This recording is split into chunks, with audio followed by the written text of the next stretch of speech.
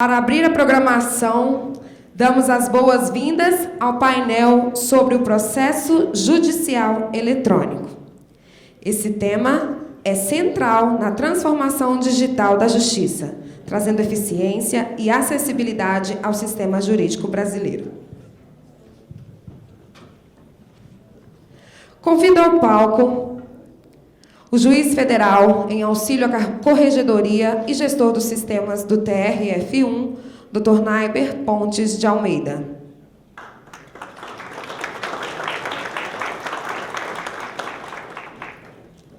Doutora Maria Carolina Cancela de Amorim, do Grupo Operacional do Centro de Inteligência do Tribunal Regional Federal da 2ª Região.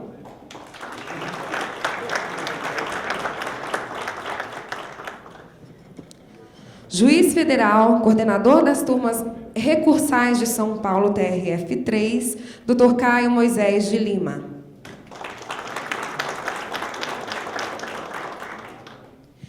E o juiz federal auxiliar da presidência do Tribunal Regional Federal da 4ª Região, Dr. Eduardo Toneto Picarelli.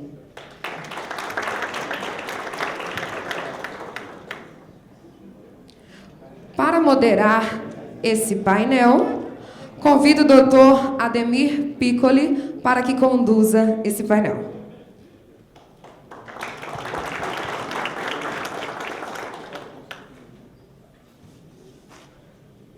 Vamos de novo, de volta aqui. Estou seguindo a condução da desembargadora Mônica. Não vou ficar repetindo nomes, então já estão todos citados, a mesa está posta, vamos aproveitar muito bem o tempo. Nós combinamos, para vocês entenderem a dinâmica, nós vamos ter 10 minutos iniciais para que cada um faça as suas considerações iniciais, depois a gente vai ter um tempo para debate. Agora, a gente não combinou a ordem, vai por ordem de número 1, 2, 3, pode ser? Então vamos começar com o TRF1. Dr. Naiber, por favor, muito obrigado por ter aceito o convite e parabéns por ser anfitrião aqui no Paiscom. Eu que agradeço, Piccoli. Eu peço que o cerimonial coloque a apresentação na tela, por gentileza.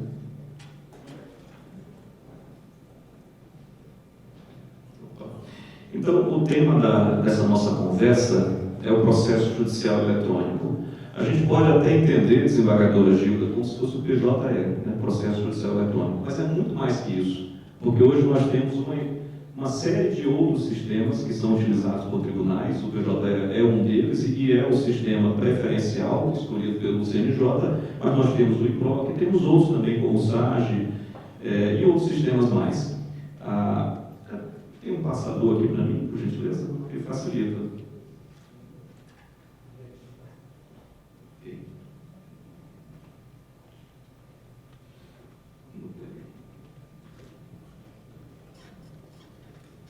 Então, os principais aspectos e relevância para o Poder Judiciário, para voltar aqui nesse aqui, né, para ter certeza.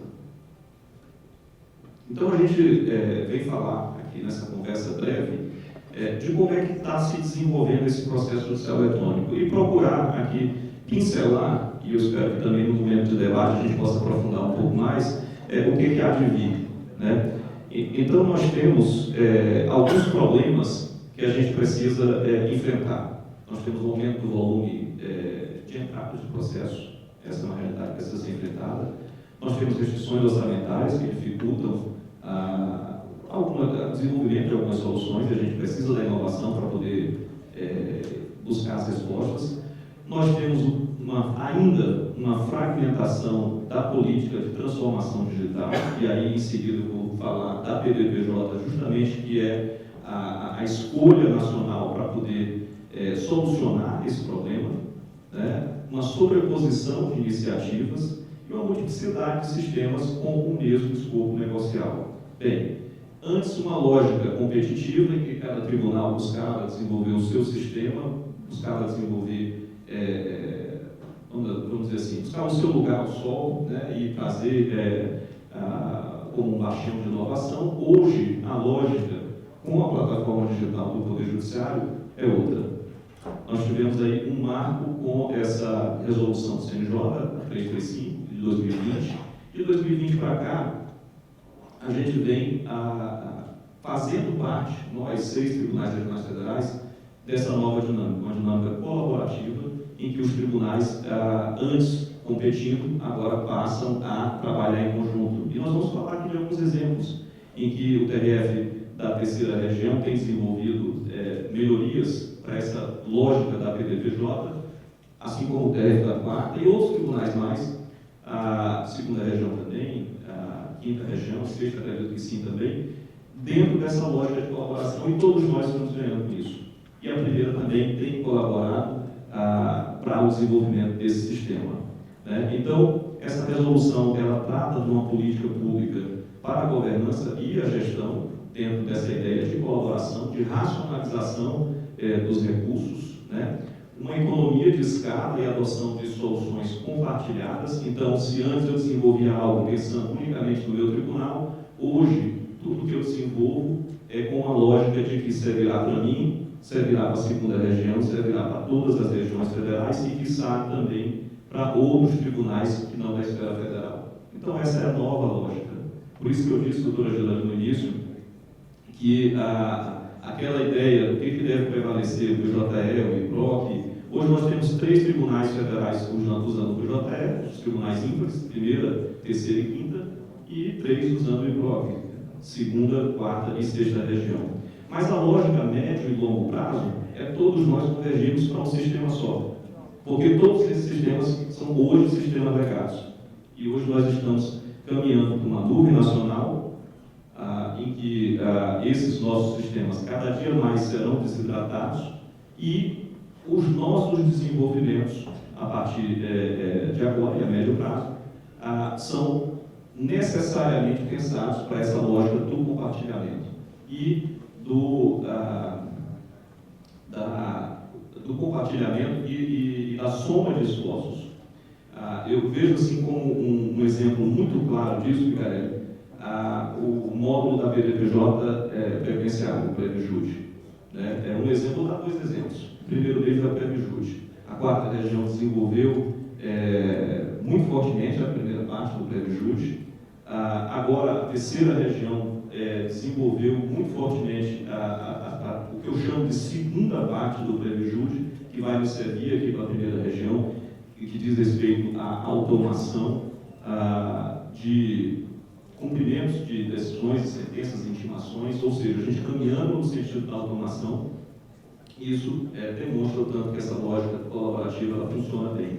E nós aqui, dentro desse alinhamento de estratégia, o que a gente tem procurado fazer? A gente tem procurado dar a nossa parcela de contribuição e também está alinhado a essa estratégia nacional, né, a primeira região. Então, a gente está buscando estar alinhado à versão nacional, cara, e, junto com isso, trazendo também novidades. Eu vou apresentar alguns números só para poder posicionar a todos aqui presentes de como a primeira região tem colaborado com isso. Não é muito fácil falar o que eu recebi aqui em 10 minutos, mas vamos em frente.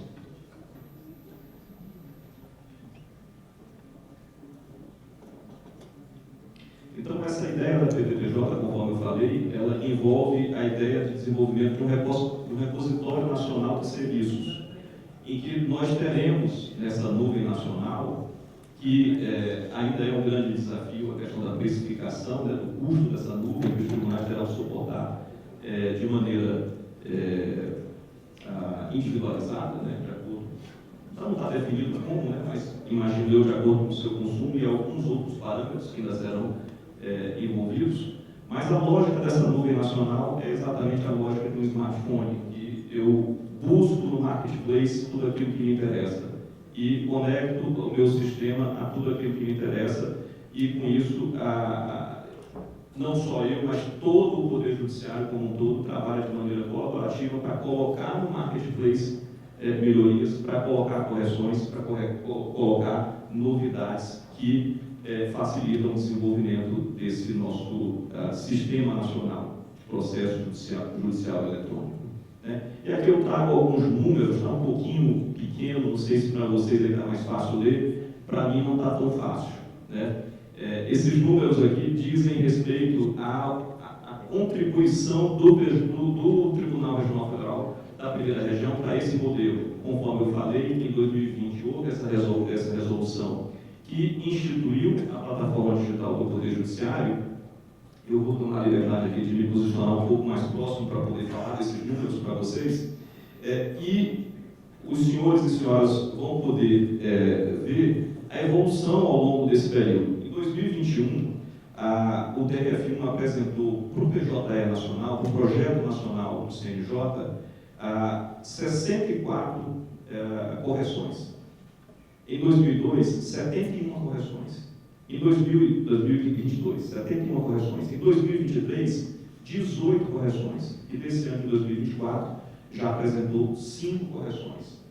Totalizando de 21 até agora, 158 correções de algo que foi desenvolvido, seja pelo TRF1 ou por outro tribunal, que nós, ao testarmos no nosso sistema, nós identificamos que tinha algum defeito que precisava ser corrigido. Isso é essencial para que qualquer sistema funcione de maneira estável e com bom desempenho.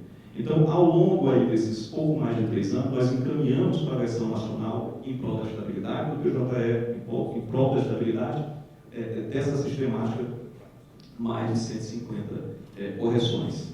Ao longo desse período também, nós encaminhamos mais de 150 melhorias, sejam elas desenvolvidas pelo TRF da primeira região ou por outros tribunais.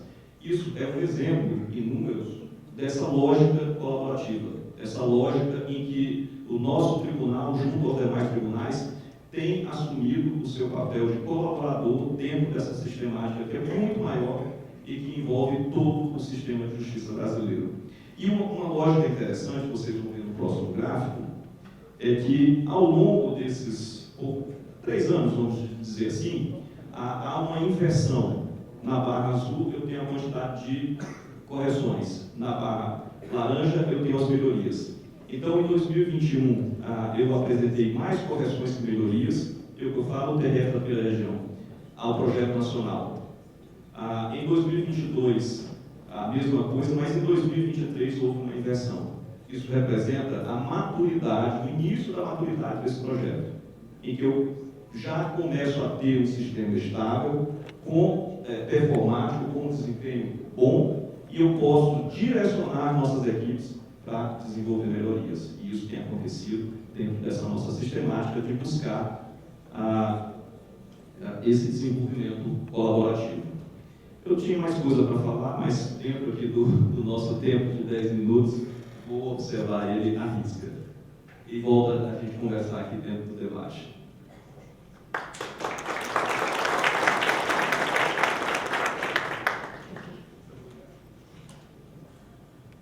Muito obrigado. E vamos para o Tribunal Federal da segunda região, depois terceira e quarta região.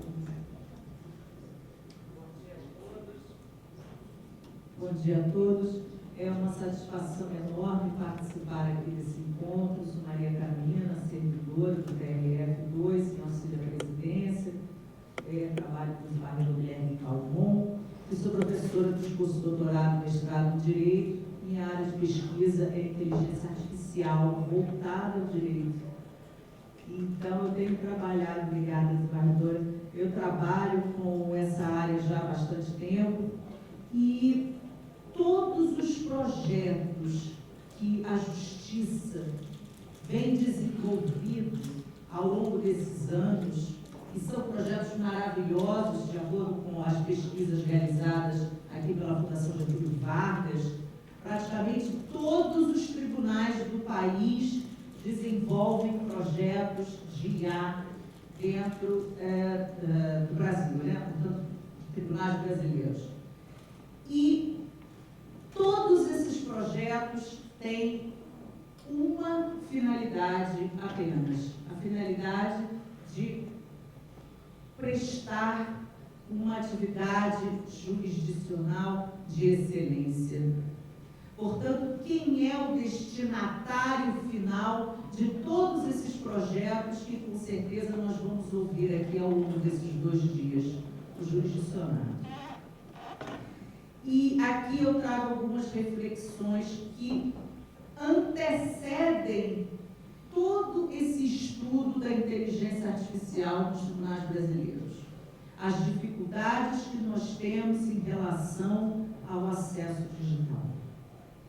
O Brasil hoje tem 56 milhões de pessoas sem acesso digital. E do percentual, portanto, de pessoas, de brasileiros que acessam a internet, 58% só o fazem através do smartphone. Não usam nenhum outro instrumento de acesso. Esses dados são importantes para que, quando pensarmos sobre as melhorias a serem desenvolvidas no processo judicial eletrônico, criar um mecanismo para que essas melhorias possam ser acessadas, possam ser facilitadas para o jurisdicionado que só tem, muitas vezes, o smartphone para fazer todas as suas interações nas redes. Uma segunda dificuldade, portanto, que nós temos aqui no Brasil é justamente essa falta do acesso à internet, por ser a internet mais cara do mundo, os produtos para o acesso, que viabilizam o acesso à internet, o hardware é muito caro, e a terceira maior dificuldade é a falta do ensino digital. As pessoas crescem, chegam à idade adulta, você hoje tem os adultos todos, de alguma maneira, inseridos no mundo digital, mas sem uma educação necessária. Portanto, temos essas três dificuldades e o que é preciso fazer? É preciso criar uma política pública de ensino digital, que nós ainda não temos no Brasil de maneira eficiente, apesar da existência de um projeto tratando dessas políticas. E também há aqui no Brasil uma falta de normatização do uso da inteligência artificial. Só que nós não estamos tão mal assim. Aqui no Brasil nós vimos o protagonismo do próprio Conselho Nacional de Justiça ao regulamentar, através de resoluções, o uso ético da inteligência artificial, pautado nos princípios do Comitê Europeu, mas nós não temos ainda uma legislação específica que regulamente o seu uso. E no exterior é assim também. As nossas pesquisas demonstram que, inclusive nos Estados Unidos, o que muitas vezes muitos pensam que os Estados Unidos estão à frente do uso da inteligência artificial, claro, eles desenvolvem muito bem, já trabalham com isso há mais tempo, mas em termos de normatização ainda é bem precário, não tem. Só tem um Estado americano que, na verdade, tem um projeto de lei visando dar alguns parâmetros ao uso da inteligência artificial. Portanto, no Brasil, nós estamos, em termos de legislação, ainda que bem precários, mas estamos na vanguarda. Portanto, essas dificuldades, o acesso digital, o reconhecimento do acesso digital como um direito fundamental, o incentivo das políticas públicas sobre o ensino digital e uma correta normatização são absolutamente necessárias para que a gente tenha a segurança no desenvolvimento dos projetos de IA e outros que ainda virão. Em relação ao uso, especificamente, que é o tema do painel, do nosso processo judicial eletrônico, o tema desse painel, de fato, eu coaduno da ideia que um sistema único vai trazer, sim, muita facilidade para os magistrados, para os servidores, para todos os usuários, para os advogados, uma vez que isso é uma queixa recorrente, essa diversidade de sistemas existentes, porque cada um tem uma especificidade, portanto, essa unidade eu tenho certeza que contribuirá e muito, e a necessidade hoje do desenvolvimento de projetos de IA nos tribunais que estejam relacionados à gestão processual, porque para prestar uma atividade jurisdicional de qualidade, não é necessário apenas o conhecimento técnico, mas também uma organização em termos de gestão processual é fundamental, atendendo toda aquela ideia do Código de Processo Civil de 2015, que fala na ordem cronológica dos processos, no princípio da eficiência e tudo mais. Portanto, uma correta gestão é muito importante hoje na atividade jurisdicional e certamente os senhores e senhoras magistrados sabem disso com excelência. E em relação a isso, o Tribunal Regional Federal da 2ª Região tem desenvolvido, com o uso de inteligência artificial a partir da gestão do desembargador Guilherme Calmon, desde o momento em que assumiu ainda a vice-presidência e atualmente é o presidente do tribunal, ele tem desenvolvido 4 projetos de inteligência artificial no TRF2, sendo que 3 são voltados para painéis de gestão. Já existe no TRF2 o painel da saúde, existem 2 projetos que envolvem gestão, processos, acompanhamento da gestão dos processos, também, que é o Inova Gesta, tanto no âmbito judicial como no âmbito administrativo, projetos que acompanham todos os indicadores de governança, de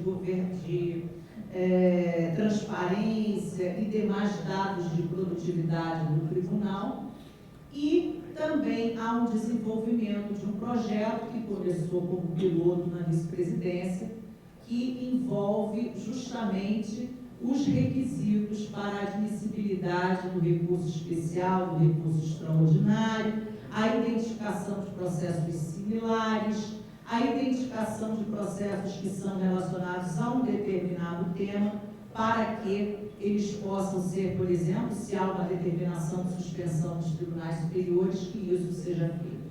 Agora, sempre com o cuidado de que nenhum comando seja automatizado, porque a automatização de algum desses comandos certamente esbarra nas questões de ética da inteligência artificial, então não pode ser feita.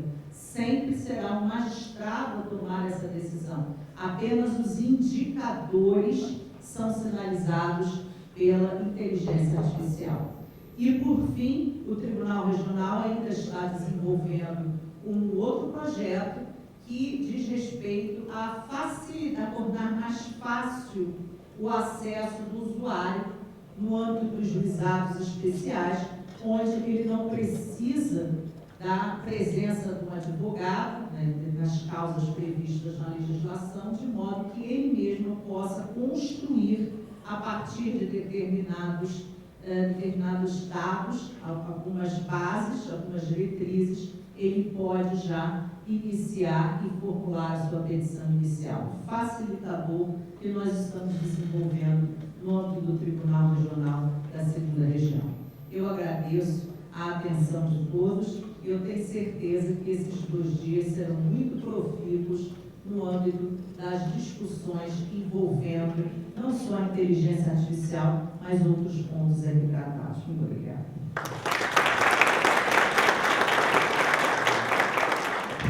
Muito obrigado, Maria Carolina. Só fazer um comentário que trouxe essa questão de como o Brasil é um país avançado em termos de normatização, arcabouço jurídico. A gente está com 4 eventos internacionais esse ano, no Peru, na Colômbia, em Portugal e nos Estados Unidos, e ambos, em todos os 4, quando a gente foi pesquisar quais os temas que a eles interessavam, a normatização, principalmente essa construção jurídica, é mais importante que a tecnologia, que eles querem conhecer o avanço da sociedade brasileira. Doutor Caio, por favor. Bom dia a todos, a todas. Uma alegria muito grande estar aqui hoje. Quero agradecer ao doutor Nário pelo convite, cumprimentar os colegas aqui de painel. Eu vou também abreviar minha exposição por alguns slides. A minha ideia aqui é falar com vocês. Eu acho que a minha fala ficou muito bem introduzida, até é difícil eu seguir o doutor Nário aqui na exposição, porque a fala dele sempre é bastante profunda, tem uma visão muito ampla assim, da gestão do processo eletrônico, mas acabou sendo muito útil para mim, porque, vamos dizer assim, tirou uma série de conceitos importantes. Eu acho que o conceito central que ele tocou, que para mim é fundamental, é a colaboração. E a gente tem visto que isso vai nos permitir ganhar muito em escala. Então, agora eu vou expor um pouquinho, um aspecto prático, vamos dizer assim, daquilo que o Dr. Nagler falou, é como e em torno do que nós poderíamos colaborar. Então, ao fazer isso, eu vou colocar a experiência, evidentemente, da terceira região, mas essa experiência ela serve para todos, né? Todos vivemos as mesmas dificuldades, os mesmos desafios. Então, meu tema é como agregar valor ao PJI. Né? Eu vou pular essa parte aqui e eu vou puxar aqui alguns slides que eu elaborei para um curso do qual o Dr. Nagler participou, né? O curso foi para as regiões ímpares dentro do PJI, primeira, terceira e quinta, que se chamava assim, o curso era Fluxos Céleres e Automatizados no PJI, né? Especialmente na parte de previdenciário. Então, a ideia é que eu coloquei um iceberg aqui, por quê? Vocês vão entender logo. Para a gente entender como agregar valor ao PJI, nós precisamos entender primeiro o que é o PJI, qual o seu diferencial, e aí sim nós podemos responder a pergunta sobre como melhorá-lo. Né? E, normalmente, o usuário tende a identificar o sistema pela interface. Né? Quando nós sabemos, e agora nós temos agregado a interface, uma extensão que é o PJI+R, quem usa o PJI conhece muito bem, mas não sai muito disso. Né? O usuário comum ele fica preso nessa ideia de que o sistema é interface. A minha ideia no curso lá que nós demos foi mostrar que a interface é só a pontinha do iceberg. Por trás do sistema nós temos assim, um emaranhado enorme de serviços, né? Nós temos os serviços estruturantes, os serviços negociais, né? A PDPJ muito se baseou na estrutura do PJI, né? E as bases de dados, evidentemente. E flutuando ali, vamos dizer assim, numa boia salva-vidas, nós temos ainda o PJI.x, que é o nosso legacy, né? Que a gente chama, que gera para nós uma série de desafios, porque ele mesmo precisa ser aos poucos desativado. A ideia de mostrar o que é o PJI é mostrar o conceito por trás do PJI, que eu acho mais importante do que falar em telas ou falar em funcionalidades pontualmente. O ponto central é que o PJI é uma plataforma de fluxos. Ele tem no âmago dele um negócio que se chama motor de fluxos, pelo qual nós podemos, com base nos preceitos da BPMN, né, que é a notação para desenhar processos de trabalho, nós podemos desenhar o caminho do processo. E isso significa que o processo é visto não mais como uma coisa, daquele conceito anterior que nós tínhamos de autos virtuais, né, naquela forma mental que nós adquirimos e ficou enraizada em nós por conta do processo físico. O processo não é mais uma coisa, que é um movimento para lá e para cá. O processo é uma atividade. Então eu posso conceber várias tarefas sendo executadas ao mesmo tempo. Né? E posso pensar em fluxos paralelos, posso pensar em subfluxos. Né? No âmago disso também está envolvida a ideia de gestão por processo de trabalho, em que eu penso a atividade do processo eletrônico não só do ponto de vista da automação, mas também do ser humano que vai operar o sistema. Então, tudo isso forma um conjunto único. Uma vez que eu desenho um fluxo no PJI, eu também torno mais fácil a divulgação e compartilhamento de procedimentos e boas práticas. Por quê? Porque o fluxo desenhado no PJI ele vale para todas aquelas unidades com a mesma competência. E um outro aspecto importantíssimo é que todo fluxo gera uma automação. Quando nós desenhamos um fluxo no PJI, nós já estamos desenhando um caminho para o processo e boa parte desse caminho vai ser criada pelo sistema sem necessidade de intervenção humana.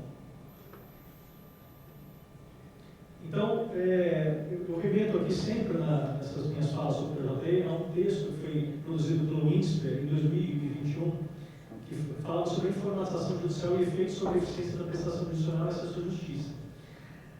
Tem algumas anotações desse texto que vale a pena, não vou ler evidentemente isso aqui, é só uma referência, aqui, é só uma ilustração, mas esse texto fala basicamente o seguinte: não adianta nós desenvolvermos sistemas processuais sem que nós mudemos a mentalidade. Né? Porque se nós continuarmos, por exemplo, no sistema processual a tratar o processo como uma coisa, nós vamos ficar presos a essa mentalidade que nós tínhamos com os autos físicos e nós não vamos ter bem de eficiência no processo eletrônico. Né? Então, é fundamental mudar a forma de pensar o processo. E o PJI introduz essa forma nova de pensar para nós, que eu acho que é muito adequada. Né? Nós tivemos um ganho enorme lá na terceira região ao adotar o PJI, principalmente nas varas onde tramitava o processo físico. Isso nós notamos claramente com um aumento, o índice, eu não tenho isso numericamente, mas o índice que nos mostra muito bem isso aí é o aumento de processos nos gabinetes. Como os processos começaram a tramitar muito rapidamente na secretaria, naturalmente há um acúmulo nos gabinetes. Isso mostra que houve um ganho de eficiência enorme com a adoção desse modelo de fluxos. Né? E aqui eu remeto, vamos dizer assim, a estrutura teórica que está por trás, né, que é BPM, e aí a notação correspondente ao BPM. Né? BPM é a gestão do processo de trabalho e a notação correspondente, quer dizer, como eu expresso o processo de trabalho por meio de diagramas, é a BPMN. E é isso que está por trás do PJI. Aí eu mostro aqui, para ilustrar o que eu estou dizendo, um fluxo efetivamente existente do PJI, como ele é desenhado depois pelo sistema. Ele é escrito numa linguagem de programação e depois ele pode ser visualizado em forma gráfica, aparece dessa forma aí. Vocês podem olhar aqui naqueles bloquinhos com barras azuis embaixo, ali são as tarefas que incumbem aos usuários. Todas as demais são do sistema. Isso mostra o tanto de automação que nós conseguimos fazer ao desenhar os fluxos. Né? Poucas coisas passam a necessidade de intervenção humana. A maior parte são tarefas executadas pelo próprio sistema. Bom, tem mais uma questão que agrega a complexidade, que é a PDPJ. Agora nós temos dois icebergs, vamos dizer assim. Né? Nós temos um iceberg, que é o PJI, e agora a relação dele com a PDPJ, que também tem aquelas camadas semelhantes de serviços estruturantes, serviços negociais e bases de dados. Aí eu coloquei ali um exemplo do lado do Corporate Jude, que faz parte desse ecossistema da PDPJ. Bom, então, dado esse panorama, né, agora já indo para a minha conclusão, o que nós podemos fazer para agregar valor ao PJI, vamos dizer assim, a partir desse núcleo que eu identifiquei, que é o núcleo que é o motor de fluxos, né? Eu acho que tem muito a melhorar na parte de governança e inovação. A governança do PJI é muito amarrada, não permite que a gente avance tanto quanto nós gostaríamos.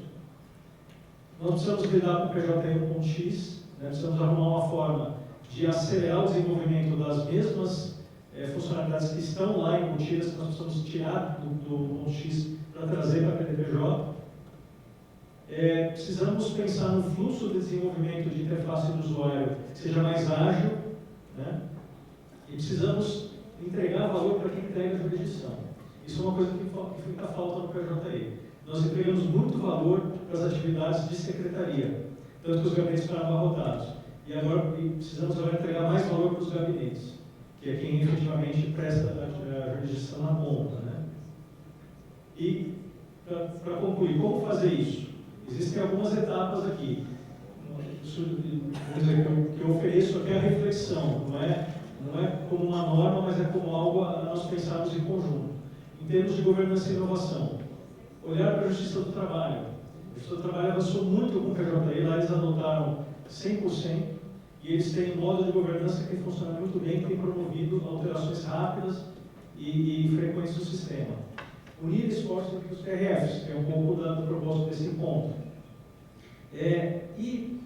Lá na terceira região nós temos uma experiência muito interessante, que é a formação de comitês gestores de processos de trabalho.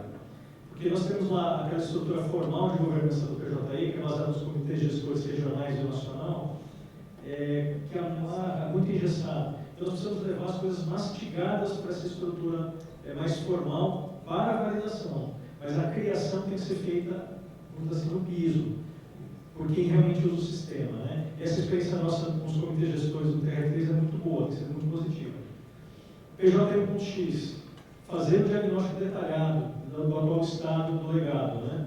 Definir o plano de ação, o roteiro já foi dado lá pelo CNJ, que é basicamente o mesmo roteiro de migração dos sistemas para a PDPJ, é mais ou menos desidratando o PJI 1.x, levando como serviço desacoplado para dentro do ecossistema do sistema, aí abraçar a PDPJ. Eu acho que o que nós podemos fazer de novo na PDPJ vai ser efetivamente melhor. Desenvolvimento de interface de usuário. A nossa proposta é formar uma equipe especializada, tentar alcançar um estágio que a gente consiga tratar as telas como artefatos descartáveis, que eu consiga tratar como quase uma mudança de roupa, para agilizar o desenvolvimento. E, por fim, dar uma ênfase maior àquelas funcionalidades que são usadas por magistrados e assessores. Nós deixamos a desejar nisso e nós precisamos recuperar esse tempo que nós aplicamos em funcionalidades de secretaria. Agora nós precisamos focar mais em funcionalidades que servem diretamente aos gabinetes de magistrados. Então, era isso que eu tinha a dizer, agradeço a todos.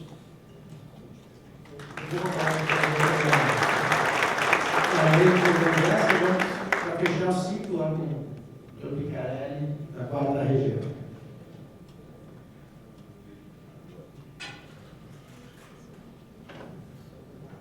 Bom dia a todos e todas. Eu vou falar aqui sobre o PROAC, acho que vai para o PJF também, vai para o que nós esperamos no processo judicial eletrônico da Justiça Brasileira.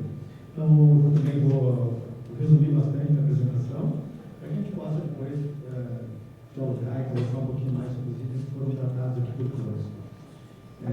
O EPROAC é um sistema que está, acho que passou um pouquinho, né? O EPROAC é um sistema de 15 anos, a versão dos atuantes de hoje, foi criado em 2009, integralmente pela nossa TI lá do CRF4. É um sistema que já está com mais de 40 milhões de processos. Enfim, o sistema está super consolidado, né, cedido de forma gratuita para todos os tribunais que tiverem interesse em utilizar o EPROAC. Ele é um sistema, como eu disse, está em 13 tribunais, efetivamente implantado em 10, né, que na TNU, na Justiça Federal TF2, 4 e 6, no Tribunal de Justiça de Santa Catarina, Rio Grande do Sul, Tocantins, Superior Tribunal Militar, Tribunais de Justiça Militar de Minas Gerais e Rio Grande do Sul, militar, né? E está em vias de implantação no TJ do Acre, no TJ de Minas Gerais e no TJ do Rio de Janeiro. O TJ do Rio de Janeiro já deve começar a implantação, já começar a utilizar o EPROAC já agora em junho. O modelo de governança ele é colaborativo, tanto nas áreas de negócios como de TI, né, o que permite sim, uma participação bem efetiva de todos os tribunais, seja no próprio aprimoramento do EPROAC, como no desenvolvimento de módulos, já que o seguro é um sistema que comporta também a utilização de módulos para o atendimento específico de situações específicas de cada tribunal. O sistema é um sistema muito aprovado por lugares internos e externos. Há pouco nós tivemos a notícia de um projeto de lei, que eu acho que está até distante do que pensa o próprio CNJ, né, de implantar um sistema de processo judicial eletrônico único. Então, uma mobilização muito forte das OABs do Rio Grande do Sul e Santa Catarina lá em prol contra esse projeto, levado até a OAB Nacional, e sensibilizou, enfim, o deputado e retirou esse projeto da pauta, que estabelecia um projeto que a gente sabe qual que era. Não sei se esse projeto que era, ou se foi o PROAC. A brasileira tão genérica, a gente não sabia o que ia acontecer. Então, o sistema tem um altíssimo índice de aprovação, isso é o que, no sentido que nós estamos no certo em relação ao EPROAC. Tem uma aceitação, uma aprovação na Federal de 99% dos usuários, de acordo com o Senado Judiciário, que não é pouca coisa. Tem uma aprovação de 97,65% dos demais usuários, de todos os tribunais, não é pouca coisa. E não somos nós que estamos dizendo isso, né? É o usuário que está dando seu retorno em relação a tudo que ele recebe em termos percebe em termos de sistema. Então, é um sistema que atende usuários em praticamente todas, né? Não digo em todas, mas em praticamente todas as suas necessidades de trabalho, está em todas as competências há muito tempo e tem um altíssimo índice de disponibilidade, o PROAC não para, né? Não tem problemas teve uma parada em 2023 e duas em 2022, quer dizer, está sempre funcionando, quando para um minutinho, dá uma confusão, o WhatsApp fica cheio. E o estágio atual, né, nós estamos aí trabalhando fortemente na integração com a PDPJ, nós estamos levando todos os tribunais que usam o EPROAC, estão acessando, nós desenvolvemos isso na maneira da quarta região, com o intuito exatamente de colaborar com a plataforma digital do Poder Judiciário para que todos os tribunais possam usar todas as ferramentas, os serviços e vantagens que a PDPJ proporciona para os sistemas de processo judicial eletrônico no Judiciário brasileiro. Tanto também conectados ao Codex, nós temos assim, automatizações muito boas no curso de metadados, nós temos um projeto de tramitação ágil, e a APP, que é a automatização da tramitação processual. A automatização da tramitação processual é o fluxo que é feito pela própria unidade pode programar o seu fluxo. E a TA, que é a tramitação automatizada, nós temos um projeto bem consolidado na LPI. Eu comentava com o Marlon aqui, que é nosso diretor de sistemas, que é um feriado, agora eu trabalhei aqui, quarta e quinta-feira, só que tinha feriado em casa. Né? Eu me logava no REPROC e 20 processos para homologar acordo. Homologuei todos os acordos, deixei um pouquinho, voltei uma hora depois, tinha mais sentenças homologatórias de acordo. E não tinha nenhum servidor da Justiça Federal preparando aquelas medidas para mim, e era todo o processo de automatização com base em metadados, não é IA e não é sentença assinada por juiz. É apenas uma minuta que é colocada de homologação de acordo, é a única minuta que nós admitimos na automatização que é confeccionada por juiz assinado. Então, é algo que a gente tem que pensar, a gente pensa muito em IA, depois eu vou tocar nesse ponto, mas a gente esquece que tem recursos excelentíssimos em termos que permitem automatizações, como é o uso do metadado, também não deve ser abandonado e sim trabalhado junto com a IA. Né? E nós estamos iniciando então as discussões sobre a IA generativa. O que a gente pensa em termos de futuro? Nós vamos ter um trabalho nuvem, né? Muita gente já falou em nuvem. O TR6 seguiu a implantação do PROC em nuvem. O Tribunal de Justiça do Rio Grande do Sul, que é um tribunal, que é um dos 4 tribunais mais fortes do país, está pensando também, estudando a possibilidade de ir para a nuvem. Metadados para automações, nós continuamos trabalhando muito sim com os metadados que nós temos no PROC, os metadados que são trazidos pelos usuários do PROC, usuários externos, os metadados que nós coletamos na BDPJ, na plataforma do Poder Judiciário, não só no que diz respeito ao módulo previdenciário, mas no próprio Decadastros, que é uma ferramenta, que é uma contribuição que o TRF4 está dando, que vai proporcionar a atualização dos estados de todas as CDAs, ou seja, vai ter um reflexo bem importante nas execuções fiscais, na execução legislativa, decretativa para todos os tribunais. Então, o metadado ainda é algo que nós trabalhamos muito fortemente ainda. Futuro do PROC, manutenção do modelo de colaboração com a BDPJ, então foco na estruturação do PROC para que os demais tribunais possam acessar o serviço da BDPJ, todos eles. Além de algumas entregas possíveis, eu menciono o Decadastros, que a gente deve estar em vias, eu não sei onde está exatamente o que está, mas acho que os tribunais vão poder acessar o Decadastros para fazer automatizações nas suas fiscais a partir das mudanças de status, que vão ser automáticas e vão ser comunicadas automaticamente nos seus processos eletrônicos, todas as edições fiscais. Perfeito, ótimo. Então, a entrega que o TRF4 está dando para a BDPJ. E a generativa também. Né? E na IA generativa, nós não temos nada ainda. Tá? Nós estamos no momento ainda de estudar a IA, e para isso eu trago para a reflexão assim, das leituras que eu fiz, a partir de matérias de jornalistas e tudo mais, estou pensando em principais CEOs do Brasil também sobre isso. Então, pensar em IA, pensar a partir de alguns eixos, né? O fator humano no centro, todos estão fazendo isso. Então, quando se pensa em IA, o humano tem que estar no centro de qualquer iniciativa de IA. Não faz sentido se pensar em IA sem pensar no ser humano, e nos benefícios que as pessoas podem obter com a IA. A questão de ter um propósito, né? Por que eu quero ter IA no judiciário? Qual é o nosso propósito com o uso da inteligência artificial no Poder Judiciário? É usar IA para quê? Para que finalidade? Certo? Então, a gente pensa, para tornar uma justiça mais séria, mais eficiente, menos propensa a erros, enfim, isso o IA pode nos trazer. A questão ética, extremamente importante, né? Então, dependente aí de regulação, toda a questão que envolve os aspectos e ali possibilidade de longe, toda a regulamentação e tudo mais. E ali tem uma matéria do Google que o Ronaldo Lemos traz, que o próprio Google colocou uma ferramenta de IA para gerar imagens e ele percebeu os vieses ali que estavam incorretos e retirou. Então, nós temos a condição de fazer essa regulação da nossa própria IA e retirar ela de funcionamento quando for necessário, identificar os casos de uso de IA. Para que nós vamos usar a IA? Né? Certamente não para fazer decisões, acho que isso é um consenso, mas para fazer resumos, para fazer relatórios, para automatizar processos, enfim, uma série de situações que inequivocavelmente ela vai mudar. E nós temos que usar assim. Né? Então, para isso, nós vamos ter que estudar a fundo e começar a trabalhar fortemente com isso. O aspecto técnico, né? E aí tem toda a questão que envolve a proteção de dados, né? Se fala em isolamento de dados, me preocupa muito a questão de como é que nós vamos jogar todos os nossos dados do judiciário para fazer uma IA, e esses dados vão para onde? Quem é que vai gerenciar esses dados? Quem é que vai acessar esses dados? Quem é que vai fazer o teu cuidado com o uso desses dados?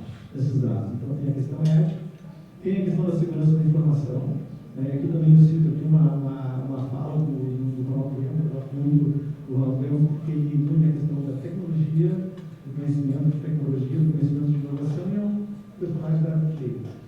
Então, ele traz ali uma situação sim de segurança da informação. Veja, eu posso treinar uma IA hoje para fazer uma identificação para uma conta bancária a partir de uma leitura aqui, de uma biometria facial. E por fim, a questão do custo. Essas soluções são caras, nós temos que trabalhar muito fortemente isso, custos de hardware, software, armazenamento, redes, armazenamento de dados, segurança cibernética, suporte, tudo mais que envolve. Então, esses seriam basicamente os eixos, né? E eu finalizo assim, acho que o futuro eletrônico, o futuro do processo de saúde passa assim pela privada, passa pela inteligência artificial, e eu acho que isso não significa um decreto de morte, né, para as outras ferramentas que nós temos, que nós vamos continuar usando, que é o metadados, sim, a automatização com base em metadados está aí de graça, o dado está fornecido e produz resultados muito concretos. A tramitação ágil dos nossos benefícios presenciais para incapacidade reduziu em 50%, nós temos tramitação, nós estimamos economizar 34 milhões por ano, só com não trabalho dos servidores que trabalhavam nesses processos. E é o que estamos possibilitando quarta-feira, quinta-feira, implantar um núcleo de benefícios por incapacidade que vai absorver todos os processos de benefícios por incapacidade da quarta região, que é nada mais ou menos 20% da nossa distribuição. Vamos colocar na mão de 9 juízes, graças a uma automatização muito forte, baseada em metadados. Então é isso, agradeço muito a presença e sigamos no debate, então. Obrigado.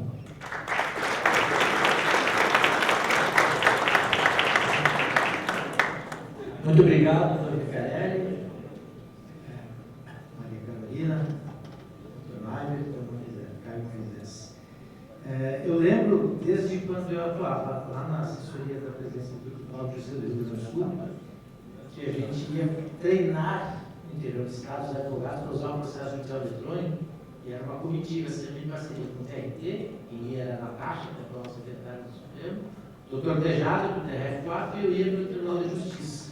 E naquelas andanças pelo interior do Estado, a gente discutia muito as possibilidades de evolução, e um dos nossos sonhos era, por que não uma interface única? Por que nós temos que ensinar o advogado a usar o EPROC, também vai outro lá ensinar a usar o ETENES, que era a solução do TJ, e outro ensinar o PJE. E se discutiu muito, a gente até lançou a oportunidade do Rio Grande do Sul criar uma interface única para fora, para o usuário, e não se conseguiu avançar justamente quem patrocina isso. Todo mundo concordou, mas na época o TJ não quis bancar, o TRF também não, e nem o TRT. E aí ficou no ar. Mas me parece que esse tema sempre volta, né, com a PDPJ principalmente. Eu queria a visão de vocês, qual é o principal desafio para a gente avançar mais rápido com a PDPJ, que, na minha opinião, é o principal projeto dos últimos tempos do Conselho Nacional da Justiça, justamente para tirar essa pressão. A EPROC, a PJE, a PROJUD, a ETENES, eu acho que é o caminho da integração. Eu achei muito interessante, Pico, como as falas se fundamentaram. Muito do que o Picarelli falou estava previsto ali no meus slides, mas não teve tempo de ser dito. Uma coisa respondendo à sua pergunta, algo que já está inclusive em andamento, que é o portal de serviço. Nós vamos ter um portal de serviço hospedado numa nuvem nacional que vai atender a isso. E o usuário externo, ele não vai se conectar ao IPROC, ao PJE ou ao sistema, ele vai buscar na nuvem uma interface única, e para ele não vai fazer diferença se ele está acessando o sistema A, B ou C. E essa ideia de convergência, isso está já em início de desenvolvimento do projeto. Nós tivemos, inclusive, reunião recente com o CNJ para tratar disso, e é algo assim muito importante. Eu vejo que num segundo momento, para além dos usuários externos, a gente convergirá também com os usuários internos. Mas eu quero complementar só uma informação que eu acho que é muito importante, que converge com o que todos falaram aqui, que é a importância dos metadados. né? A transformação hoje que nós estamos fazendo em termos de velocidade de tramitação vem muito da automação. E para a automação funcionar adequadamente, ela precisa dos metadados. E esses metadados colhidos com qualidade, né? É o que a gente chama de dado limpo. Nós temos hoje muito dado que demanda ali uma limpeza. E nós estamos hoje vivendo esse momento de limpeza dos dados para poder criar automações. E aí, Picarelli, eu vejo exatamente qual é o futuro da nossa justiça como um todo. É exatamente alinhar a utilização desses metadados e criar automações dentro do fluxo que caminha o processo judicial eletrônico com o uso da IA também. Porque a IA, naquilo que o usuário, qual é a dificuldade maior hoje em dia? É extrair esses metadados, porque a gente poderia muito bem colocar ali uma série de páginas e fazer com que o usuário que está entrando no sistema de justiça passe ali 10 minutos para protocolizar uma petição e nos dar, ou mais minutos, e nos dar todos os metadados que a gente precisa para poder automatizar. Mas será que do lado do usuário ele aceitará isso? Então eu vejo que o grande diferencial é unir esse momento com a inteligência artificial. E a IA generativa chega exatamente para isso. Amanhã nós vamos ter um painel do TRF1 em que a gente vai apresentar uma prova de conceito que nós desenvolvemos aqui com IA generativa, que faz muito isso que você falou, e extrai metadados. E esses metadados vão servir para quê? Vão servir para disparar automações. E a gente vai ganhar muito com isso. Se me permite, só para duas colocações. Primeiro, você falou. Quando nós tínhamos a ameaça de perder o EPROC, antes da PGPJ, nós sempre defendemos essa ideia. Festejada, de vocês, enfim. Bom, que adianta? Eu tenho que ter um portal que permita, só o portal do advogado. Um portal que permita que o advogado acesse todos os seus processos ali no único lugar. Até porque não é questão de ter PJE, PROC, SAGE, FORJURI. A questão é ter vários PJEs, várias instalações de PJEs. Isso já são várias, por exemplo, do tamanho. Se o advogado tem vários processos no seu trabalho de vários estados, ele vai ter que entrar em cada um dos PJEs para acessar o seu processo. Então, parece que esse é um caminho importante. O que tem que ser cuidado só acho fazer uma interface boa para o advogado trabalhar, tá? Para que ele realmente se sinta bem com aquela ferramenta. Porque ele vem, às vezes, de algumas experiências que ele considera positivas, né? E muitas vezes o advogado não precisa acertar um portal para acessar o seu processo, porque ele é altamente especializado. Né? Mas eu sou defensor da ideia, escrevi um artigo para a Conjura 5, 6 anos atrás sobre isso. Tá? Então, esse é um ponto. E o segundo ponto, assim, correto, assim, acho que a inteligência artificial só tem a contribuir. Só tem uma coisa, eu acho assim que alguns metadados são fáceis de ser obtidos e a gente consegue ter mais ganho de assertividade com o uso do preenchimento. Receita Federal, a gente não preenche declaração com IA, a gente lança metadado para Receita. Tá? A gente vai lá e preenche. A Receita Federal não vai fazer toda a declaração por IA, ela vai olhar os metadados. Então, alguns metadados mínimos, eu acho que a gente pode pedir para a pessoa, a gente não pode cansar a pessoa. Eu acho que as duas pessoas se complementam, não se excluem, não. Eu concordo plenamente com isso. Tá? Eu acho que as coisas se complementam. Nós podemos muito ter a IA é uma grande fonte de metadados para a automatização da produção processual. Ponto. As automatizações de obtenção de metadados em outros meios também são várias, eu acho. Sobre esse ponto que o Ricardo mencionou, eu concordo com essa visão também, de que a gente não precisa abrir mão de alguns tipos de metadados, porque isso pode gerar mais trabalho para a parte. A parte, muitas vezes, se acostuma, se ela tem se você tem uma interface amigável, e se ela vê sentido naquilo que ela está fazendo, ela adere e se acostuma. Como esse exemplo muito bem mencionado é a declaração de imposto de renda. A gente está acostumado a fazer, a gente nem pensa, a gente pode reclamar por outros motivos, né? Mas não pelo fato de fazer a declaração no formulário. Na verdade, foi até um avanço em relação ao que era no passado, né? Então, a gente vê aquilo como um ganho, né? A gente tem um projeto na terceira região que a gente está chamando de peticionamento fácil, se não me engano. O pessoal deve estar aí, pode me corrigir. Que a gente, a nossa ideia é simplificar o apontamento do assunto para o advogado, que é a parte mais complicada, porque tem que buscar aquela tabela unificada, né, do CNJ. Então, a gente sabe que tem alguns assuntos recorrentes, por exemplo, ações de benefício por incapacidade. você já sabe, se você clicar ali, benefício por incapacidade, você já sabe onde que aquilo está situado na TPU e você sabe também quem é a parte contrária. Não tem muito como sair. Então, você pode preencher isso de antemão para o advogado. Só que aí, ao fazer isso, você pode pedir para o advogado que te ajude também com outras coisas. Por exemplo, ao escolher qual a especialidade da perícia, por exemplo, ou se o processo realmente precisa passar por uma fase de perícia ou não. E nós chegamos a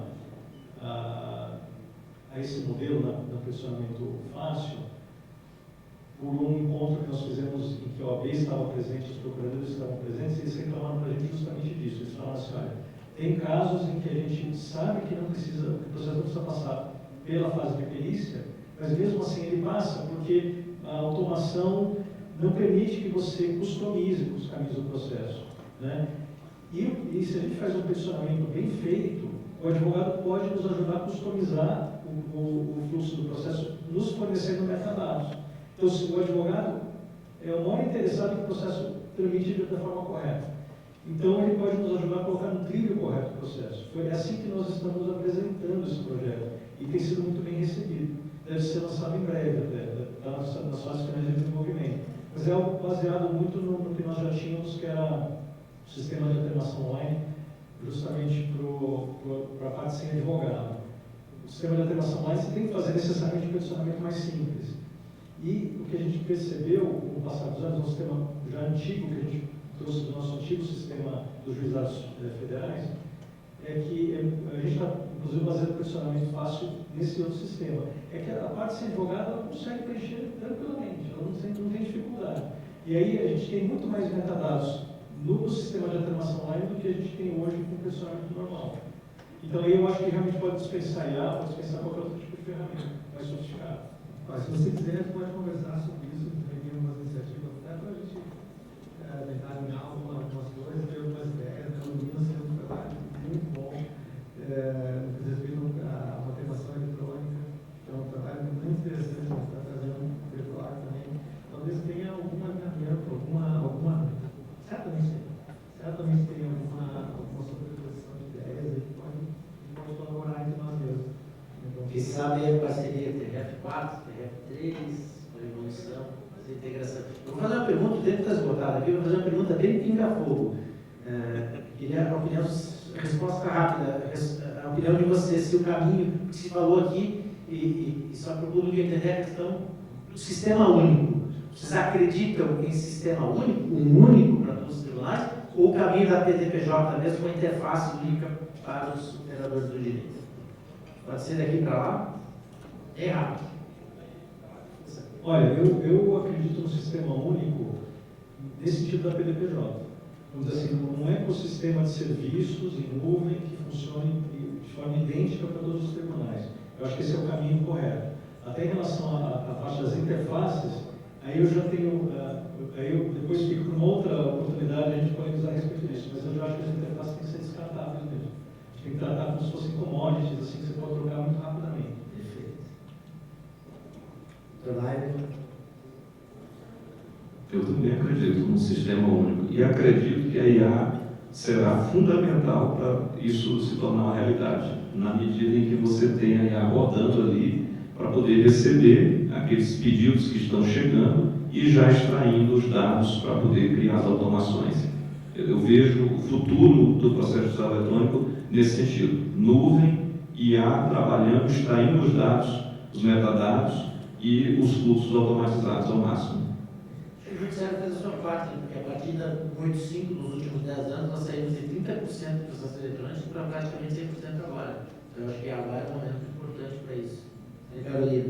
Também concordo que um processo judicial, né, de forma unificada vai trazer uma contribuição muito significativa com o emprego da inteligência artificial.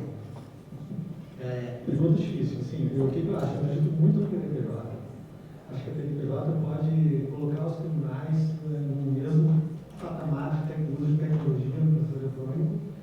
Eu penso como o Caio nesse ponto, acho que como sistema de processamento, acho difícil de chegar num sistema único. Tá? Eu acho que a gente pode ter serviços que unifiquem e nivelem os tribunais. mais em termos de uso de ferramentas tecnológicas. Então, acho que muito a PDPJ sempre defendi muito a plataforma de cálculo judiciário, acho importantíssimo. Acho que isso no futuro a gente vai então ficar, mas acho que não sei se é uma coisa para muito breve ou não. Né? E acho importante nessa fala de unificação que a gente nivele as coisas lá no alto, né? Para que ninguém tenha nenhum tipo de retrocesso, nenhum tipo de perda no que já fez. Muito obrigado. Bom. E a beleza de tudo isso é todos estaremos trabalhando em conjunto e desenvolvendo o processo judicial eletrônico em conjunto. Colaborativamente. Esse é o tema, a conclusão do painel. Mais colaboração para a gente evoluir juntos. Muito obrigado, parabéns.